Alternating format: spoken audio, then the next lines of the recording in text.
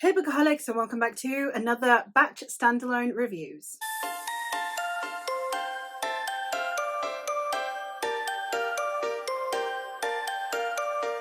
For those of you who don't know, my standalone reviews are where I take 5 books that are of a similar subgenre and then I do reviews of them. And this is due to the fact that I never used to bother doing standalone reviews, and then as time goes on, whenever I talk about a book, I then feel the need to give a mini review every single time I mention the book, which becomes quite obnoxious. So I figured instead I'd just have somewhere to reference you all so that you can hear my full thoughts on them and don't have to put up with a mini review every single time I say the title of a book. So that's what these are for. Now, until I catch up with my back catalogue, they are by genre or by category, and then eventually the hope is that I will be able to just do them every single time I've read 5. That's the hope.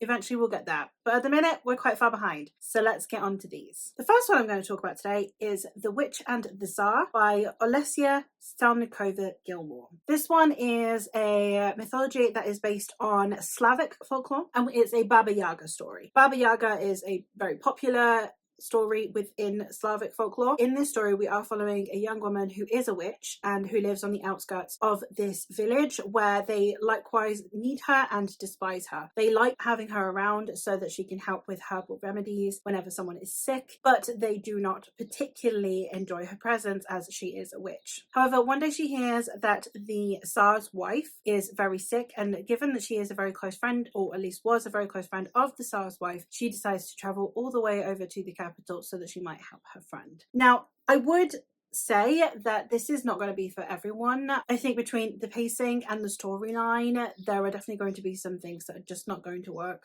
for a lot of people. I really loved the tone of it. I found it very atmospheric and very pretty. I think if you're going in expecting it to be Winter Night, then it's not going to live up to your expectations. But I think if you go in and you would really like a story that is calm, but at the same time has a lot to say, a story that is very beautiful, but isn't very flowery, this would work for you really well. I love the dynamic between our protagonist and both the Tsarina and the Tsar. And I think that the conversations it was having around women's uses within a society and women only being allowed to be useful and not exist just as was a really important topic of conversation that I really enjoyed. So I would highly recommend checking this one out. As I said, maybe test the writing style because I don't think it will work for everyone. I found it very pleasant on the brain. One that I enjoyed a bit less, and it is to be expected because as you'll see with all of the others, most of the retellings that I prefer are from a woman in history who is vilified in some way, shape or form, someone who for her womanhood is now deemed evil,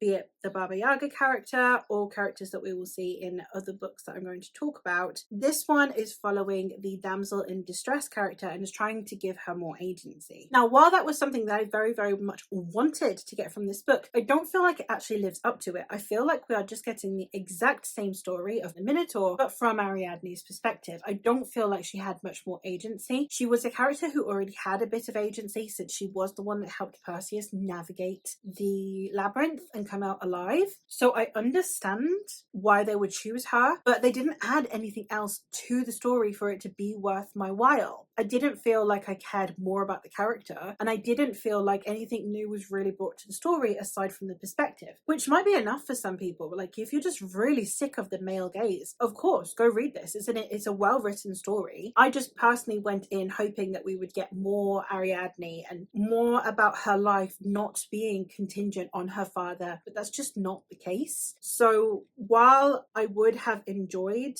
her having a lot more agency, that's not really what I got from this story, and that's fine. So this one's a 3-star read for me, and I'm not sure I'll be picking up any of the other books of this author within the Greek mythology sphere. The next one that I have was a 5-star read for me, and that was The Goddess of the River by Vaishnavi Patel. I have done a review of the other book by this author, which is Kaiki, in my first mythology batch standalones, so you can go check that out, but I love this one just as much. Another 5-star read. This is the story of Ganga, who is the goddess of the river. She was trapped into this form as a deity by Shiva and resents him for it, as do several of the other cosmic gods. So then For a failed rebellion, Shiva then punishes them to having to live a mortal life. Has Ganga become their mother, so she has to birth these gods and give them a human life before they can return to godhood. Now, the way that Ganga goes about this is that she marries a king, she gets pregnant with him, and every baby, she says, is stillborn, and then goes and drowns the baby, because they will have been born as a human, and then they will die and they will return to godhood. However, the king catches her before she is able to do so with their last child, and therefore takes the child away, and he is now to become heir of the king, and he ends up becoming someone who arbitrates the kingdoms. A lot of it is about honor, about watching your children have to make the wrong decisions. There's an important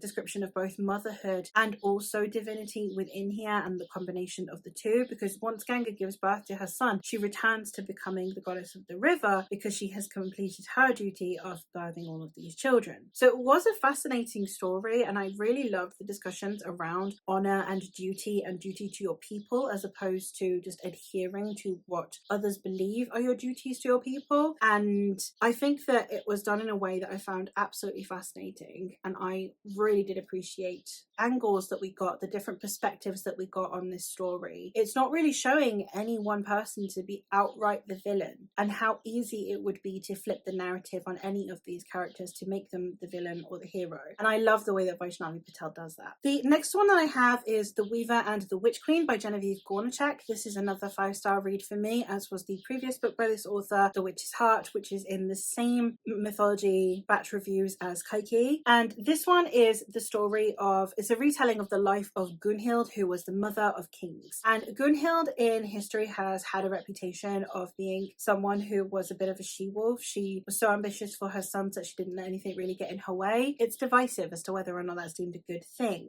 This is the story of her and her two best friends, Odni and Signy, as they are prophesied a prophecy that basically renders them unmarriageable. Gunhild, instead of accepting the hand of this old man who doesn't care about the prophecy, runs away with the seeress who gave her the prophecy, and then is separated from her friends. Her friends remain on in their town, and they have very few prospects. However, one of them has learned to be a healer, and the other is still trying to figure out how to fit into this society. So when something happens that divides the two sisters up, Odni decides to set out to go and find her sister, and along the way finds Gunhild and potentially some assistance. It was a fascinating depiction of the time period of Viking life. I do really like the author note as well, because it talks about some of the things that she's chosen to put in, because they are what we associate with Vikings despite their historical inaccuracy. But I really did enjoy the relationship between these three women, and especially the conversation around their friendship and the way that the friendship is depicted as being very realistic. It's not super toxically positive, and also it's not super toxically manipulative or dependent. It is just a very strong bond between these three women that I think was handled marvelously. I would highly recommend checking this out if you're wanting some sisterly affection. It's also queer. It's got queer representation in here, specifically trans representation, which I was not expecting going in, and I was very glad for. So I would highly recommend checking this out if the synopsis sounds like it'd be your thing. It was a fantastic story. And the very last one that I have to talk about is The Song of the Huntress by Lucy Holland. Once again, I have already reviewed Sister Song by this author in the previous mythology batch review, so you can go check that out. This story has depictions of legend,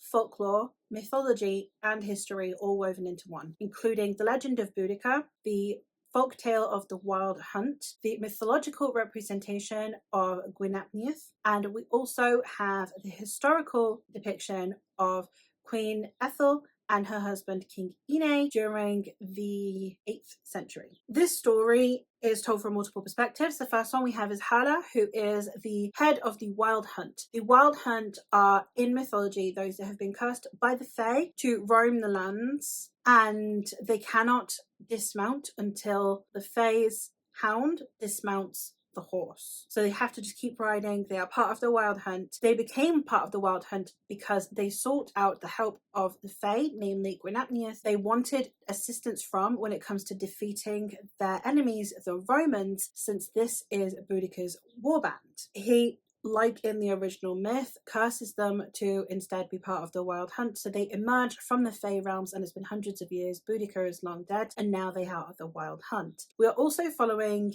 Ethel, who is the Queen of Wessex, deemed a bit of a she-wolf. She is the one that is mostly the brawn. She's the one that has the strength, while her husband has the wisdom, and he is a kind and good ruler. And it is a time in which it would be relatively easy to overthrow a king. And we have the historical depiction of a scene that Ethel is known for, as she was the one who burned down one of her husband's forts so that the enemies could not get a foothold in their lands. And then it was a very divisive time for this kingdom for a queen to disrespect her husband in this way. I loved so much of this story. I love the depictions within this story, and I loved, again, we have queer representation, we have asexuality, bisexuality, and lesbianism. So I think that so much in this story was so well handled because it shows a time period long gone in a way that is still relatable, still feels human. These people feel like people, and yet at no point does it feel displaced from the time period, which is something that Lucy Holland has always done masterfully. I loved having all these perspectives. I loved the interweaving of mythology with folklore, with legend, with history in this seamless manner, and I would highly recommend checking out this author. And there you have it. Those are all 5 of my recommendations for mythology stories. I hope that you have found maybe a new recommendation from here, and let me know what some of your favorite mythology retellings are, or if, like me, you definitely prefer the villain origin or the side of the villain within the story. Also, let me know if you've read any of these, or at least any of these authors, and yes, I will hopefully catch you in another one soon. Bye!